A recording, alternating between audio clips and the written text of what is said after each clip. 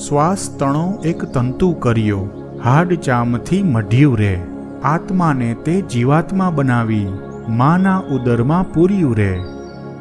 ભજન દુનિયાની રમતની ત્રીજી બે પંક્તિઓ. અર્થાત ઉદરના ઘણા અર્થો થાય છે. ઉદર એટલે પેટ, પોલાણ, બખોલ, અંદરનો ભાગ, ઉત્પત્તિ સ્થાન, મૂળ, કુખ, ગર્ભાશય, ગર્ભસ્થાન અને બીજા પણ ઘણા અર્થો થાય છે. અહીં ઉદરનો જે અર્થમાં શબ્દ પ્રયોગ થયો છે તેના બે અર્થ છે. ઉદર એટલે ઉત્પત્તિ સ્થાન અને ગર્ભાશય. સંપૂર્ણ જીવસૃષ્ટિની ઉત્પત્તિ માતાના ઉદરની અંદરથી થઈ છે. તેથી ખરેખર જોઈએ તો ઉત્પત્તિ સ્થાન અને ગર્ભાશય બંને અલગ નહીં, એક જ કહેવાય. આગળ વધીને એમ પણ કહી શકાય કે આ ભૌતિક દુનિયાને મૃત્યુલોક કહેવાય છે. એટલે આ મૃત્યુલોકનું સર્જન જ માતાના ઉદરમાં થયું છે. માતા તો માતા જ છે. માતા કોઈ પણ હોઈ શકે. પશુ પ્રાણીની માદા પણ માતા જ હોય છે અને ઇન્સાની શરીરમાં સ્ત્રી રૂપે પણ માતા જ હોય છે.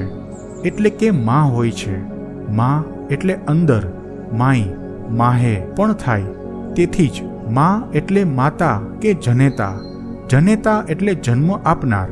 સ્તનધારી જાતિઓ પ્રજાતિઓની વાત કરીએ તો નર અને માદાના મિલન દ્વારા માતાના ગર્ભમાં એક અતિ સૂક્ષ્મ બીજ રોપાયું.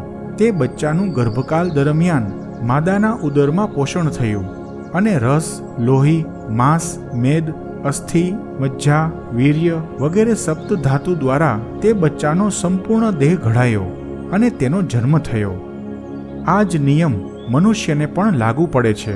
માનવ બાળકનું 9 મહિના સુધી શરીરનું નિર્માણ પણ થાય છે અને માનસિક જગતનું પણ નિર્માણ થાય છે.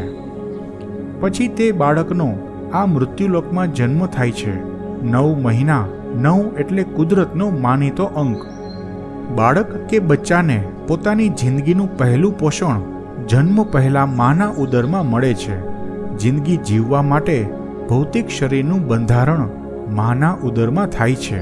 ત્યારબાદ જન્મતાની સાથે જ તે બાળક કે બચ્ચું પોતાની જિંદગીનો પહેલો શ્વાસ લઈને જિંદગીની શરૂઆત કરે છે.